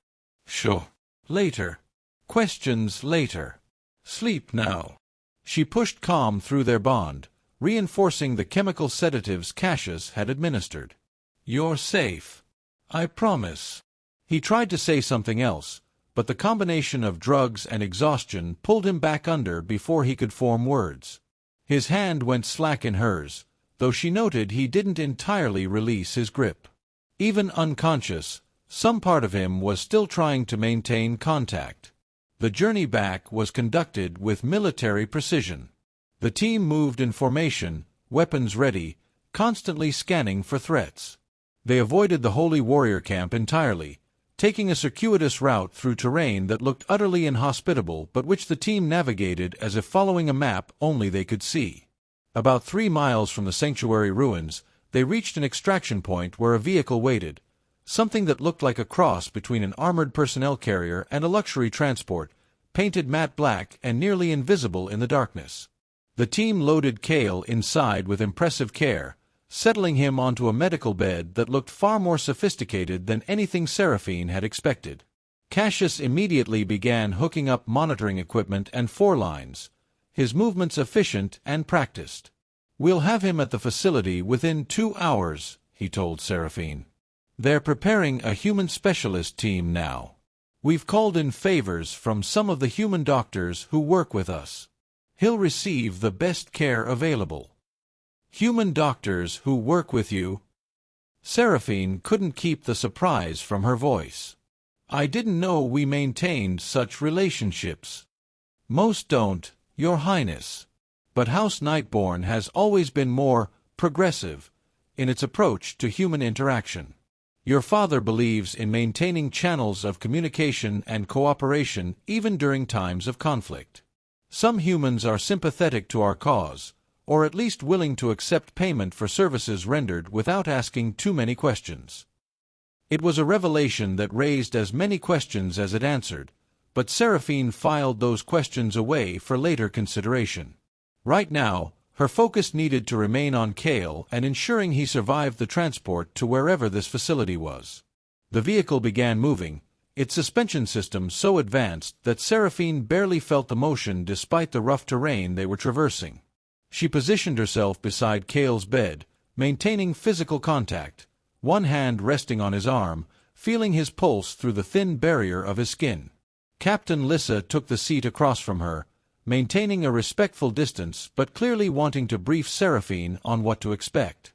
"Your Highness, the Seneschal asked me to prepare you for your arrival. Your father is at the facility. He's concerned about your welfare, about the situation, about the political implications. He's asked that you brief him immediately upon arrival." "Of course." Seraphine kept her eyes on Cale rather than meeting Lissa's gaze. "What's the overall situation? The sanctuary, the other survivors, the extent of the attack?" Lissa's expression grew grim. "Casualties were heavy, Your Highness. We estimate approximately 70% of the sanctuary's population was killed in the initial assault or died in the collapse. Another 20% are missing, presumed captured or dead. We've recovered maybe a dozen survivors so far, most of them critically injured." The numbers hit like physical blows. Seraphine had known the destruction was extensive, but hearing it quantified made it real in ways that visual evidence hadn't. All those people, all those lives, gone because the holy warriors had decided a vampire sanctuary couldn't be tolerated. And the attackers. The holy warrior unit that conducted the raid suffered approximately 40% casualties. We've captured some of the survivors for questioning. The rest retreated to their base camp and are likely reporting back to their superiors. Lissa paused. "Your Highness, this attack wasn't random. It was well-planned, well-equipped, and executed with intelligence that suggests they had inside information about the sanctuary's layout and defenses." "You think we have a traitor?" "I think it's a possibility that needs investigation. The sanctuary's location was supposed to be secret. The fact that the holy warriors found it at all suggests either sophisticated surveillance or information provided by someone with inside knowledge." Seraphine absorbed this news with a growing sense of unease. A traitor among her people would explain many things, but it also opened up possibilities she didn't want to consider. Who would betray their own kind? What could the humans possibly offer that would be worth the deaths of so many vampires? The vehicle journey passed in a blur of medical monitoring and strategic briefings. Cassius kept up a running commentary on Cale's vital signs, which remained stable but weak. Lissa provided updates on the broader situation, troop movements, political reactions, the early stages of what was likely to become a diplomatic incident between the vampire houses and various human factions. They arrived at the facility just as Cassius had promised, 2 hours almost to the minute. The place was underground, as Seraphine had expected. Vampires preferred subterranean spaces, places where sunlight could never reach even by accident. But this was far more sophisticated than any vampire structure she had seen before. The entrance alone involved multiple layers of security, each one requiring biometric verification and coded clearances. The interior looked like something out of a high-tech medical drama. Clean white walls, advanced equipment humming quietly, staff moving with purposeful efficiency. And humans. Not many, but enough to notice. Human medical personnel wearing scrubs and ID badges that marked them as consultants or specialists. A full medical team was waiting when they brought Cale in, descending on him with practiced coordination.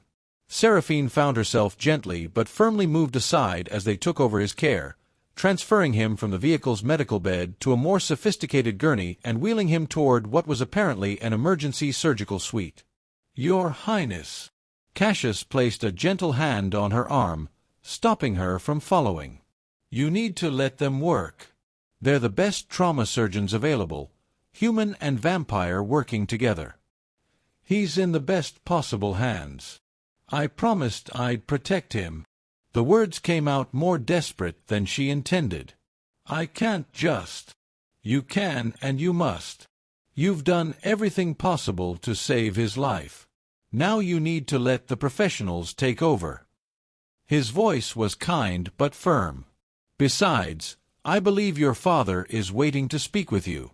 The Seneschal indicated it was urgent. Seraphine wanted to argue, wanted to insist on staying with Cale, but she recognized the wisdom in Cassius's words.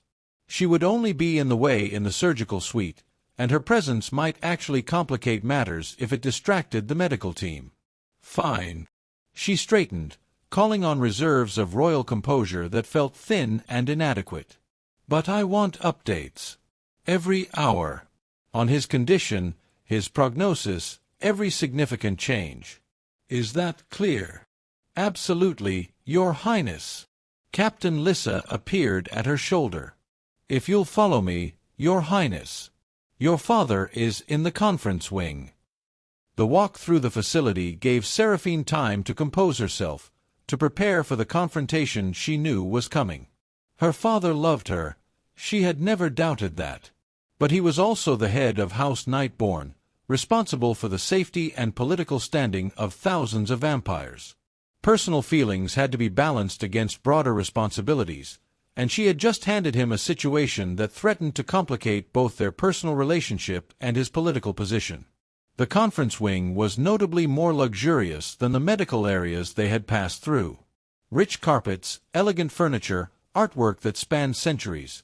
This was where important diplomatic meetings happened, where deals were struck and alliances formed. The fact that her father had chosen to meet her here rather than in more casual quarters suggested this would be a formal discussion, not a family reunion. Lissa opened an ornate door and gestured for Seraphine to enter. Your Highness. The room beyond was dominated by a large conference table of dark wood, probably oak, polished to a mirror shine. Maps and documents covered one wall, digital displays showed tactical information on another. And standing by the window, currently showing a recorded view of a nighttime cityscape since they were underground, was her father. Lord Alexander Nightborn looked exactly as she remembered him. Tall, imposing, with the kind of presence that made people take notice even when he wasn't speaking. His hair was silver, not from age, vampires didn't gray, but by natural coloring that ran in their bloodline. His eyes were the same gray as her own, storm-dark and penetrating. He wore formal house attire, the black and silver that marked him as not just a vampire but as the ruler of one of the great houses. He turned as she entered, and for a moment she saw past the lord and political leader to the father beneath. Saw relief and love and fear all warring for dominance in his expression before his royal composure reasserted itself. Seraphine. His voice was carefully neutral. I'm relieved you're safe. Father. She inclined her head in the formal greeting required by protocol. I apologize for any concern my absence may have caused. Concern. He let the word hang in the air between them. An interesting choice of phrasing for what has been 3 weeks of barely controlled panic. We thought you were dead, daughter. The attack on the sanctuary, the reports of casualties, no word from you despite multiple attempts at communication. What were we supposed to think? I was traveling anonymously. I didn't want. You didn't want the attention that comes with your station. Yes, I'm aware. You've been quite vocal about your desire for independence, for the opportunity to be something other than Princess Seraphine of House Nightborn. He moved away from the window, his movements carrying the kind of controlled grace that came from centuries of practice. But independence comes with responsibility, daughter. Responsibility to let people know you're alive. Responsibility to not cause international incidents by forming blood bonds with enemy humans. There it was. The core issue laid out with characteristic directness. He's not an enemy, Seraphine said quietly. He saved my life at tremendous personal cost. He's kind and thoughtful and brave, and he deserves to be protected regardless of his species. I don't doubt any of that. Mordred briefed me on the circumstances, and I'm genuinely grateful to this human for preserving your life.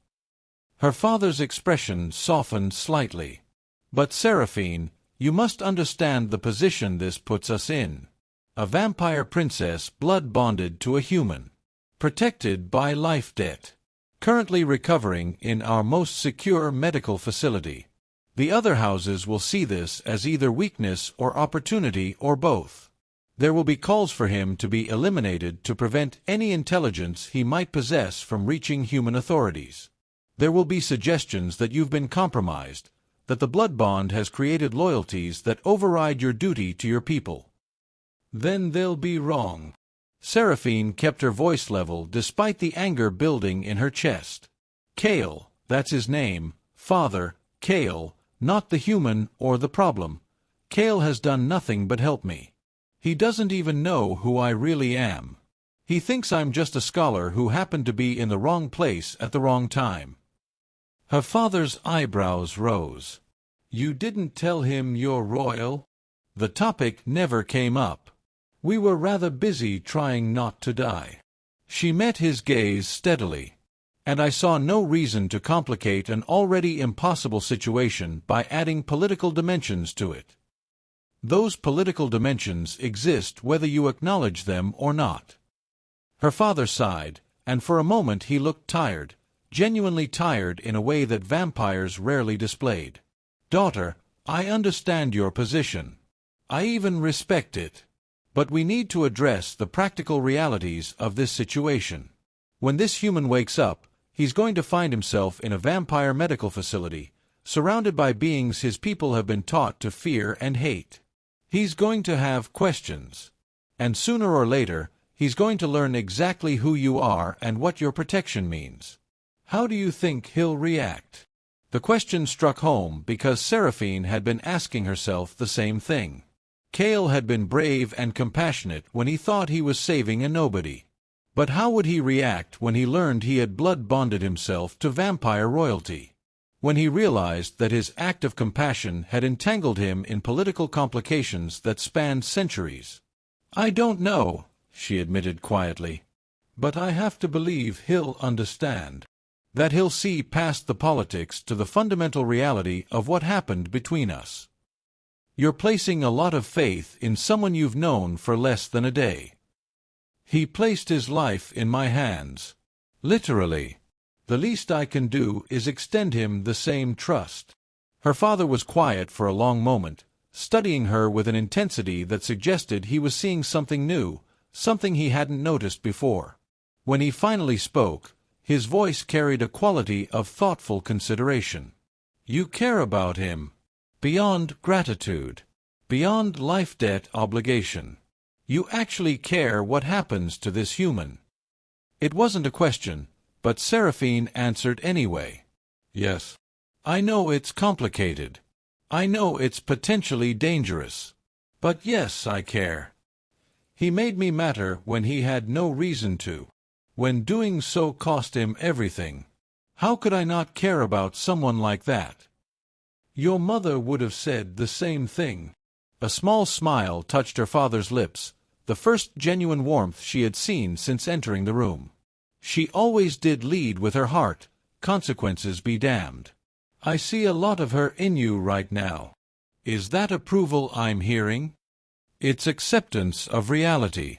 And perhaps a small measure of pride that my daughter has inherited her mother's capacity for impossible compassion. He moved to the conference table, gesturing for her to join him. But acceptance doesn't mean we can ignore the practical problems this situation creates. We need to plan. Need to decide how to handle the political fallout, how to ensure your human safety, and how to navigate the extremely complex diplomatic situation we're about to face. Seraphine took the seat he indicated, feeling some of the tension drain from her shoulders. This she could work with. This was her father, the strategist, the leader who had maintained House Nightborne's position through countless crises. If he was willing to plan rather than simply order her to abandon Cale, then there was hope. First question, her father said, pulling up a digital display that showed what looked like medical reports. Do we believe he'll survive? Because if his prognosis is poor, some of these complications resolve themselves, however unfortunate that would be. He'll survive. Seraphine spoke with more confidence than she entirely felt. He's stubborn and strong, and he has reason to live. He'll make it. Very well. Assuming survival, next question, what do we tell him? When he wakes, when he starts asking questions, how much truth do we provide? All of it. The answer came without hesitation. He deserves to know the full situation, including my identity and what it means. I won't build our connection on lies or omissions. Her father nodded as if he had expected that response. Admirably honest, but potentially problematic. If he knows you're royal, knows the location of this facility, knows the extent of our medical capabilities and human-vampire cooperation, that's sensitive information that could be extremely dangerous in the wrong hands. You think he'd betray us? I think he's human, raised in a culture that views us as monsters, who has just gone through a traumatic experience and will be recovering in what might seem like captivity. People under stress make unpredictable choices. We need to plan for worst-case scenarios while hoping for best-case outcomes. It was pragmatic reasoning that Seraphine couldn't easily argue against. But something in her rebelled at the idea of Cale as a potential threat, as someone who needed to be managed and controlled rather than trusted. What if we gave him the choice? The words came slowly, the idea forming as she spoke. What if we told him everything, explained the situation completely, and then let him decide how he wants to proceed? He could choose to stay under our protection, to return to his people with suitable memory modifications to protect our secrets, or even to serve as some kind of liaison between our peoples if he's willing. Memory modification? Her father's expression was skeptical. You want to potentially erase his memory of you? Of what he did? That seems cruel given his sacrifice. I don't want to. But I want him to have choices. Real choices, not just the ones we decide are acceptable. She leaned forward, trying to convey the intensity of her conviction. Father, this human shattered every expectation I had about his kind. He showed me that compassion can transcend species, that individuals can choose differently than their cultures would demand. If we respond to that by taking away his autonomy, by making decisions for him, for his own good, then we're proving that the divide between our peoples is real and insurmountable. And if he chooses to leave, to return to his people and tell them everything about us, then we deal with those consequences. But Father, we're already in an impossible situation. Every choice we make will have political ramifications. I'd rather face those ramifications knowing we acted with honor than knowing we responded to compassion with control. Her father was quiet for a long time, his fingers steepled in front of his face in a gesture she recognized from childhood. He was thinking, weighing options, running through scenarios and probable outcomes with the kind of analytical precision that had kept House Nightborne stable through countless crises. You've changed, he said finally. 3 weeks ago you left here as my daughter the scholar, content to spend her days buried in ancient texts and avoiding political responsibilities. Now you return as someone willing to take on the most complex diplomatic challenge we've faced in decades. What happened to you in that cave, Seraphine? I learned that some things are worth the risk. That some people are worth fighting for regardless of what it costs. She met his gaze steadily. And I learned that maybe my studies weren't just academic exercises. Maybe understanding the history between our peoples, understanding how we became enemies, matters not just intellectually but practically. Because if we can't find ways to bridge that divide, we're all doomed to keep killing each other forever. Pride flickered across her father's face, quickly suppressed but visible enough that Seraphine caught it. Your mother would have been proud of you. She always believed in the possibility of peace between our kinds, even when I was skeptical. And now I find myself with a daughter blood-bonded to a human and making passionate arguments for cross-species cooperation, which suggests either the world is changing or my family has a genetic predisposition toward impossible idealism. He smiled, and it was genuine this time. Very well, daughter. We'll do this your way. Full honesty with your human. Let him make his own choices about how he wants to proceed. And we'll deal with whatever political fallout results from those choices. Relief flooded through Seraphine with almost physical force. "Thank you, Father. Don't thank me yet. This decision may well cause problems that take decades to resolve. But," he paused, his expression growing serious, "you're right that some things are worth the risk. And if this human is half as remarkable as you seem to believe, then perhaps he deserves the chance to prove that humans and vampires can be something other than enemies."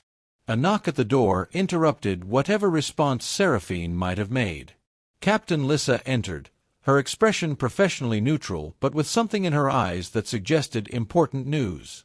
"Your Highness, Lord Nightborn, the medical team has an update on the human's condition.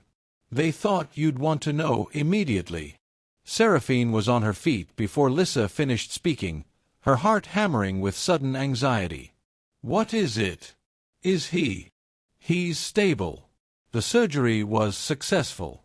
Dr. Chen says the prognosis has improved significantly."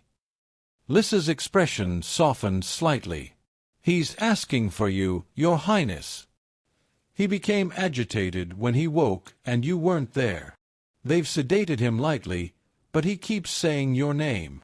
The relief was so intense it made Seraphine's knees weak. He was alive. Not just surviving, but well enough to wake, to ask for her, to remember who she was despite the trauma and the surgery. "I should go to him." She looked at her father, seeking permission that she technically didn't need but felt important to request anyway. "Of course. We can continue this discussion later." He moved toward her, and for a moment protocol fell away entirely as he pulled her into an embrace that was pure father rather than political leader. "I'm glad you're safe, daughter. Truly glad. Don't scare me like that again." "I'll try not to," she promised, returning the embrace with interest. "Though given current circumstances, I'm not sure I can guarantee it." He laughed, releasing her. "Go. Be with your human. Make sure he understands that we're here to help, not to harm. And Seraphine, when you tell him who you are, when you see how he reacts, trust your judgment. You've earned that much." She nodded, then followed Captain Lissa out of the conference room and back toward the medical wing. Her mind raced with possibilities, with fears, with hopes she didn't dare examine too closely. Cale was awake, was asking for her, was about to learn truths that might change everything between them. But at least he was alive. And that, for now, was enough. The recovery room was significantly more comfortable than the cave had been. Cale woke slowly this time, not dragged unwillingly toward consciousness by pain, but rising gently through layers of sedation and healing sleep. The first thing he noticed was the absence of agony. The constant screaming of his injured legs had been replaced by a distant, manageable ache that suggested powerful medication and successful medical intervention. The second thing he noticed was the quality of the air, cool, clean, circulating with mechanical precision that spoke of advanced climate control. He wasn't in the cave anymore. Memory returned in fragments. The cave. Seraphine's face above his.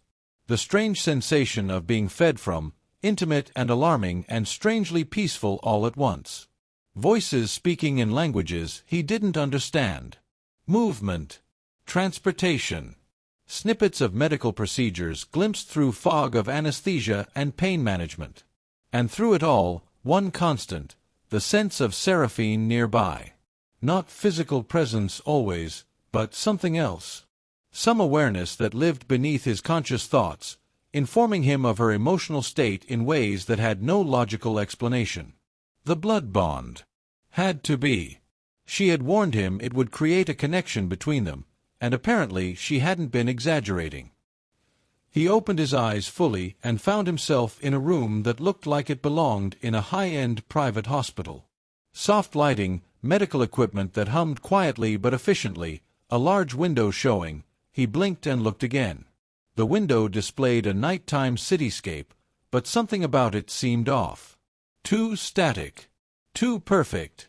A recording, he realized. Or a screen showing a pre-recorded view. Which meant he was probably underground.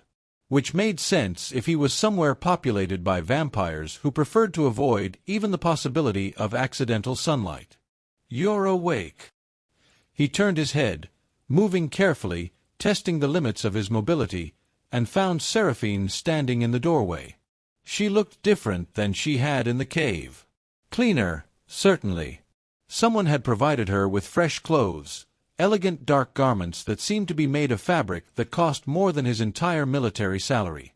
Her hair had been cleaned and arranged, falling in waves that caught the room's soft light. She looked rested, recovered, and impossibly beautiful in ways that made his chest tight. But it was her eyes that caught his attention. Those gray depths held anxiety, hope, and something that might have been fear. "Hey," he managed, his voice rough from disuse. "Fancy meeting you here." Her laugh was relief and surprise mixed together. "You're joking. You've just undergone extensive surgery, you're in an unknown location surrounded by vampires, and you're making jokes." "If I don't joke, I'll probably panic. And panic seems counterproductive given current circumstances." He tried to sit up, found his body didn't entirely cooperate, and settled for raising the head of the bed using the control he found attached to the rail. "How bad is it?" "My legs." "Better than they should be, thanks to some truly exceptional surgeons, both human and vampire, working together." She moved into the room properly, taking the chair beside his bed. They had to place extensive internal hardware to stabilize the fractures. Months of physical therapy ahead, possibly years. But Dr. Chen, your primary surgeon, says you should regain most functionality eventually. Walking, certainly. Running, possibly, depending on how well you heal. "That's better than I expected, honestly." He looked down at where his legs were hidden beneath blankets and bandages, trying to process the information. Months of therapy. Hardware in his bones. A new normal that would be defined by limitation and accommodation. "I should probably be more upset about that." "You're still processing. The emotional impact will likely hit later." Seraphine's voice was gentle. "For now, focus on the fact that you're alive. That was far from guaranteed 3 days ago." 3 days. The time frame surprised him. "I've been unconscious for 3 days?" "Mostly. You've had a few brief periods of wakefulness, though I doubt you remember them. The medical team has been keeping you heavily sedated to give your body time to begin healing without the stress of consciousness." She paused, and he saw that anxiety deepen in her eyes. "Cale, there are things I need to tell you. Things about where you are, who I am, and what your presence here means. It's going to be complicated. More complicated than waking up in a vampire medical facility after having been fed from and blood bonded to someone I just met." He tried to keep his tone light, but couldn't quite manage it. "Seraphine, I think we passed complicated somewhere around the time I threw myself over you to block sunlight." "Fair point." She took a breath, and he noticed her hands were trembling slightly where they rested in her lap. Whatever she was about to tell him clearly wasn't easy. "When we met, when I told you I was a scholar, I was telling the truth. But I wasn't telling you the whole truth." "Okay." He waited, watching her carefully. "My full name is Seraphine Nightborn, third daughter of House Nightborn, one of the 7 great vampire houses. She paused, seeming to struggle with the words. "I'm a princess, Cale. Royal family. Political significance. All the complications that come with that status." The revelation should have shocked him. Should have triggered immediate panic or at least serious concern about the implications. But instead, Cale found himself thinking back to those hours in the cave, to the way she had cared for him, to the conversations they had shared. And he realized that her status didn't actually change anything fundamental about who she was or what had passed between them. "So I saved a princess," he said slowly. "That's actually kind of amazing, not going to lie. Wait until I tell my—" He stopped abruptly, reality crashing back. Can I tell anyone? Am I a prisoner? Is this the part where you explain that I know too much and need to be eliminated for security reasons? No. Seraphine leaned forward urgently. No, nothing like that. You're not a prisoner, Kale. You're under my protection. Blood bond and life debt both. Anyone who harms you would have to answer to me and to House Nightborn. You're probably the safest human in this entire facility. Okay. Good. That's good. He took a breath, trying to organize his thoughts. So what does being under your protection mean, exactly? What are my options here? That's what I wanted to discuss. She seemed to be choosing her words carefully. My father, Lord Alexander Nightborn, has agreed that you should have full knowledge of your situation and complete autonomy in deciding how to proceed. You have choices, Kale. Real choices. She laid out the options then, speaking with careful precision. He could stay under vampire protection, recovering in their medical facility and potentially serving as some kind of liaison between species if he was willing. He could return to human society with memory modifications to protect vampire secrets. She assured him these would be careful, surgical removals of sensitive information rather than wholesale erasure of their time together. Or he could choose some middle path, maintaining the blood bond while returning to his people with an agreement to keep vampire secrets in exchange for continued protection and support. Kale listened carefully, appreciating the complexity of what she was offering. Complete honesty. Real choices. The acknowledgement that despite being at what many would consider their mercy, he retained autonomy and agency. What do you want me to choose? He asked when she finished. She stopped, seeming to reconsider. I want you to choose whatever feels right to you. Whatever allows you to live the life you want to live. My preferences shouldn't dictate your future. Seraphine. What do you want?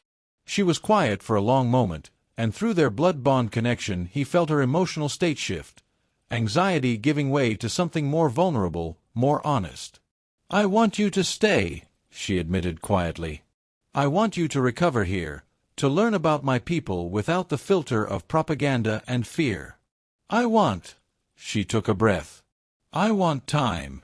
Time to understand this connection between us. Time to see if the person you were in that cave, brave and compassionate and capable of seeing past centuries of hatred, can exist in the wider world.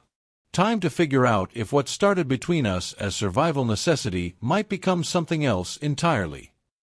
The honesty of it struck him with almost physical force. No political calculation. No attempt to manipulate. Just simple, vulnerable truth about what she wanted and hoped for. I barely know you, Kale said slowly. Beyond those hours in the cave, beyond this blood bond that lets me feel your emotions, I don't know who you are. Your favorite things, your history, what makes you laugh or cry or angry. I don't know if we actually have anything in common beyond shared trauma. I know. Seraphine's voice was small. And I understand if. But I want to find out, he interrupted gently. I want to learn those things. Want to understand the person who valued my life enough to refuse feeding even when it cost her. Want to see if the connection we forged in impossible circumstances can survive in the regular world. He paused, then added with a small smile, Also, I don't have anywhere better to be.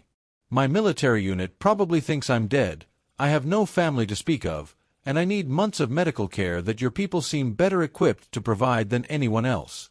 So yeah, I'll stay. At least for now. The relief and joy that flooded through their bond connection was so intense he almost gasped. Seraphine's face lit up with a smile that transformed her from merely beautiful to absolutely radiant. Really? You'll stay? Really? Though I reserve the right to change my mind if you turn out to have terrible taste in music or something equally deal-breaking. She laughed, the sound free and genuine, and impulsively reached out to take his hand. Her touch was cool, vampire physiology maintaining lower body temperature than humans, but not unpleasant. Comforting, actually. Thank you, she said simply, for trusting me, for giving this, whatever this is, a chance to become something. Thank you for not eating me in my sleep, setting the bar pretty high for relationship standards. Relationship.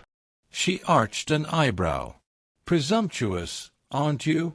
Blood-bonded, life-debt connected, recovering under the protection of a vampire princess.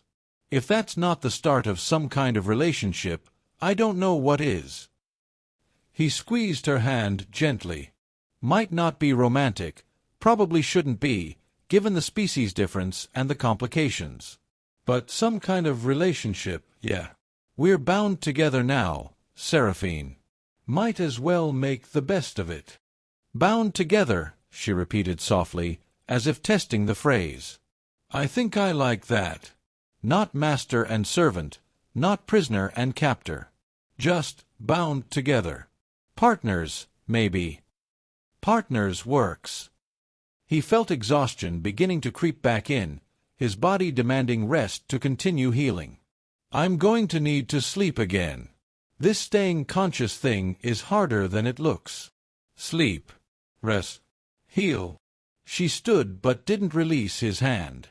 I'll be here when you wake. That's a promise, Cale. However long this takes, however complicated things get, I'll be here. Same, he murmured, already feeling himself slipping towards sleep. Partners, remember? We face things together now. He drifted off with her hand still in his, with a sense of her presence anchoring him through the blood bond, with the knowledge that whatever came next, political complications, physical recovery, the challenge of building something meaningful across species lines, he wouldn't face it alone. In the doorway, unnoticed by the room's occupants, Lord Alexander Nightborne watched the scene with an expression that mixed concern, hope, and paternal affection. He had witnessed the exchange, had seen the genuine connection between his daughter and this human who had sacrificed so much. It was complicated. It was unprecedented. It was potentially dangerous. But it was also, perhaps, exactly what their divided world needed. He withdrew quietly, leaving them to their rest, and went to begin the difficult work of ensuring that this impossible partnership would have the chance to grow into something that might change history. Behind him, in the recovery room, Seraphine sat beside Cale's bed, maintaining her vigil, already planning the conversations they would have and the future they might build. Together.